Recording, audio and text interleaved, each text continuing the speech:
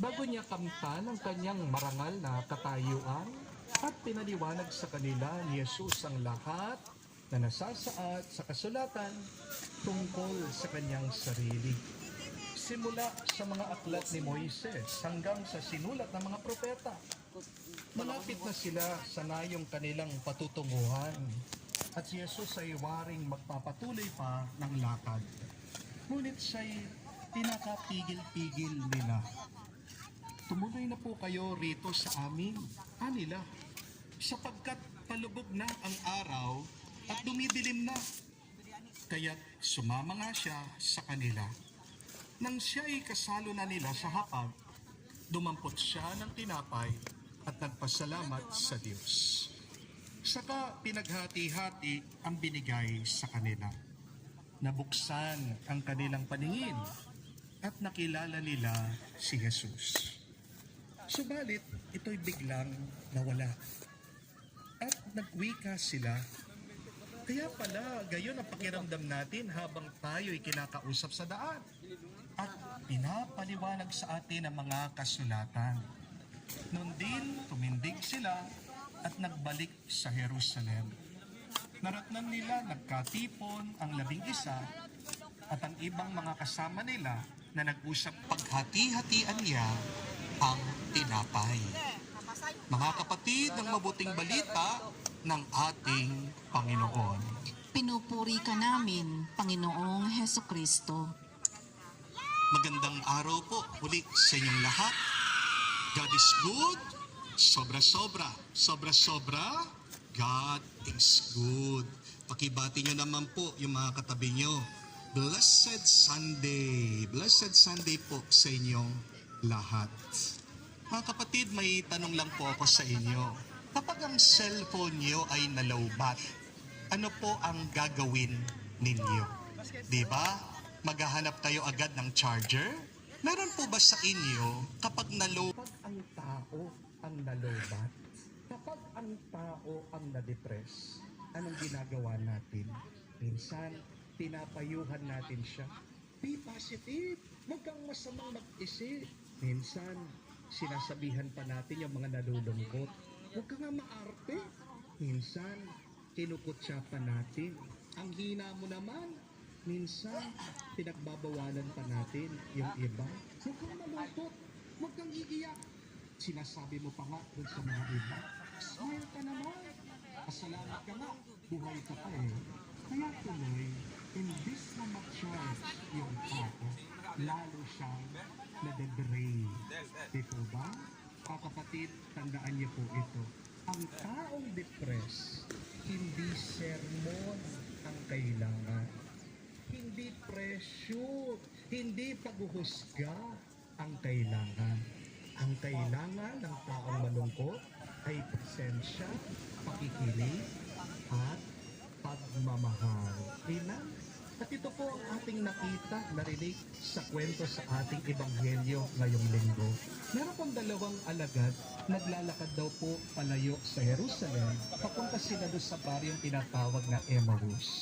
At kung napansin niyo, malungkot daw sila, depressed daw po sila, nawalan sila ng pag-asa. Sabi pa nga nila, umaasa kami pero wala na. Para bang marami din sa atin ganyan ang nararanasan. Di po ba? Maasa sa pamilya, nasaktan. Umaasa sa trabaho, nawalan. Umaasa sa relasyon, iniwan. Umaasang gumaling, namatayan. Ano ang ginawa ni Jesus dito sa Ebanghelyo, sa mabuting balita? Hindi niya sinabi, kailangan maging perpekto. Ang kailangan lang, maging katulad ka ng ating Panginoong Hesukristo. Amen? Kaya kung merong taong depressed sa iyong buhay, the first thing that you should give is your presence. Samahan mo yung mga nalulungkot kamukha ni Jesus. Ang sabi po sa ating ebanghelyo, lumapit daw si Jesus at nakisabay sa kanilang paglalakad. Hindi po siya nagmamadali, hindi po siya agad nagsermon, sumama lang siya. Mga kapatid, tandaan niyo po ito. Minsan, ang pinakamagandang tulong na pwede mong maibigay sa isang taong depressed, hindi salita o hindi